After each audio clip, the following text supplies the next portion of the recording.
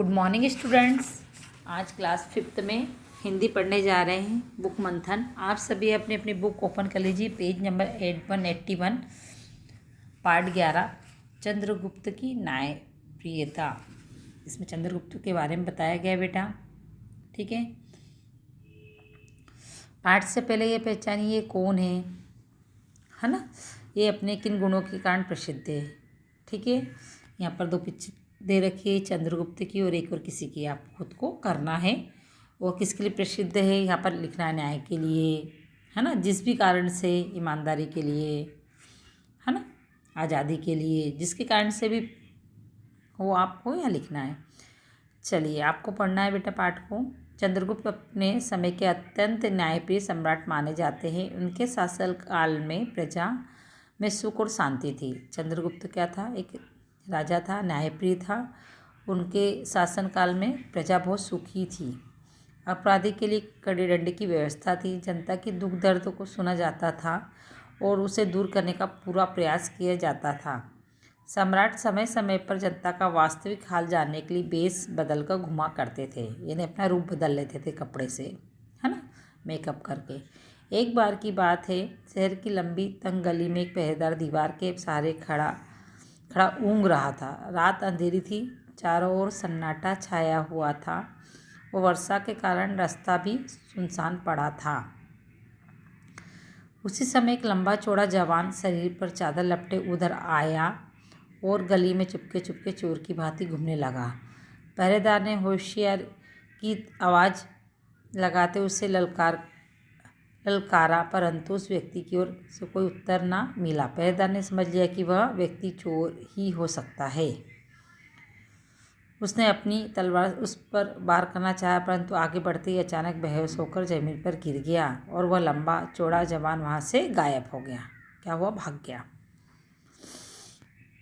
यहाँ पर कुछ शब्दों के अर्थ दे रखे हैं। अत्यंत, बहुत, प्रयास, कोशिश, है ना। ये आपको पढ़ना है। पेज पलटा लीजिए। सुबह होते ही सारे नगर में झूठी खबर फैल गई कि कोई चोर पहरेदार को घायल कर चंपत हो गया। लोग इस बात पर बड़े हैरान थे कि सम्राट चंद्रगुप्त के शासनकाल में ये घटना घटित हुई ही कैसे। दूसरे दिन संध्या काल में कुछ लोग गांव की चौपाल में अलाव के पास बैठे आग ताप रहे थे। सम्राट भी बेस बदलकर उधर से आ निकले और अलाव के सामने जाकर चुपचाप खड़े हो गए। अनजान व्यक्ति को खड़ा देखकर अलाव ताप रहे लोगों ने पूछा, आप कौन हैं? उस व्यक्ति ने कहा, मैं एक यात्री हूँ, अपनी ठंड को दूर करने के लिए इधर चला आया। एक किसान ने कहा, तो आइए बैठकर ताप लीजिए। थोड़ी देर गर्मी लेने के बाद वह व्यक्ति खड़ा होकर बोला, अब हम चलें, काफ़ी देर हो गई है, मुझे शहर जाना है। देर से चलना भी खतरे से खाली नहीं।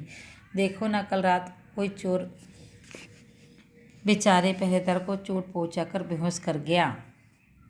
एक बूढ़ा किसान ने कहा, भाई ये चोर उचक्के अभी घूमने लगे, पहले तो ऐसा कभी हुआ नहीं। किसी का साहस नहीं था कि कोई आदमी इस प्रकार की हरकत करके जिंदा लौट जाए। अब सम्राट के शासन में कुछ कमजोरी आ गई है। कल की घटना से ऐसा ही मालूम होता है। भाई सम्राट के लिए ऐसी बातें मत कहो। यदि ये बातें उनके कानों तक पहुंच गई तो एक आदमी धीरे से बोला, तो क्या हुआ, सच्ची बात तो कही जाएगी ना। यशपाल नाम का साहसी व्यक्ति खड़ा होकर बोला, यदि आज मैं सम्राट होता तो बतला देता कि पहरेदार को पीटकर कैसे भाग जाता है। यदि आज मैं सम्राट होता तो बतला देता कि पहरेदार को पीटकर कैसे भागा जाता है। मैंने सुना है कि वह आदमी अभी पकड़ा भी नहीं गया। नीचे फिर शब्दार्थ दिए हैं, आपको पढ़ना है और लिखना भी है। पेज पलटा लीजिए। अच्छा, तो अब हम चले। प्रणाम, यह कहकर वह व्यक्ति तेजी से चला गया। किसान की चौपाल से राजा सीधे राजमहल पहुंचे। शासन की कमजोरी की बात सुनकर उन्हें नींद भी नहीं आई। सुबह होते ही उन्होंने यशपाल नामक युवक किसान को राजदरबार में हाजिर होने का संदेश भेजा। जैसे ही यशपाल को सूचना मिली, वह तथा उसके घर के सभी लोग डर से कांपने लगे और सोचा कि रात की बात सम्राट तक किसने पहुंचा दी। मन में यही विचार करता हुआ यशपाल दरबार में हाजिर हो गया। जैसे ही यशपाल राज दरबार में पहुंचा, लोग तरह तरह की बातें सोचने लगे कि ना जाने सम्राट ने क्यों इस व्यक्ति को दरबार में बुलाया। सम्राट ने कहा, यशपाल, मैं तुम्हारे साहस से प्रसन्न हूँ, परंतु मैं तुम्हारी परीक्षा परीक्षा लेना चाहता हूँ, एग्ज़ाम लेना चाहता हूँ।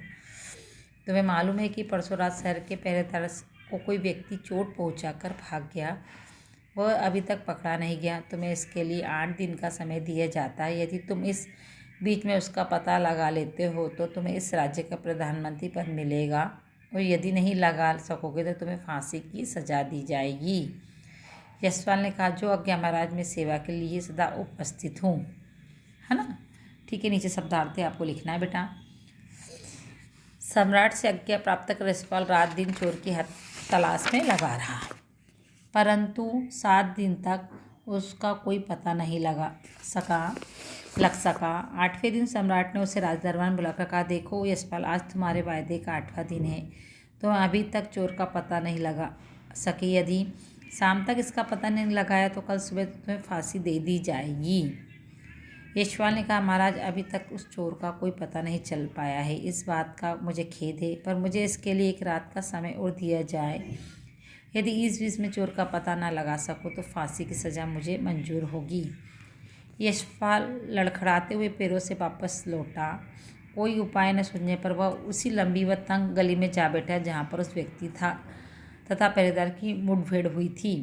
बैठा बैठा वह सुबह होने की घड़ियाँ गिनता रहा, परंतु फांसी से बचने का कोई उपाय उसे न सूझा। सुबह होने वाली थी, चिड़िया चहचहाने लगी, भोर की लालिमा से दीवारें चमकने लगी। अचानक मिट्टी की दीवार में लोहे की नुकीली और चमकदार चीज़ दिखलाई पड़ी। उसे दीवार से निकालकर विचार करने लगा कि नुकीली वस्तु तलवार की नोक है, और इस प्रकार की चित्रकारी की हुई तलवार केवल राजदरबार में ही है, किसी दूसरी जगह नहीं।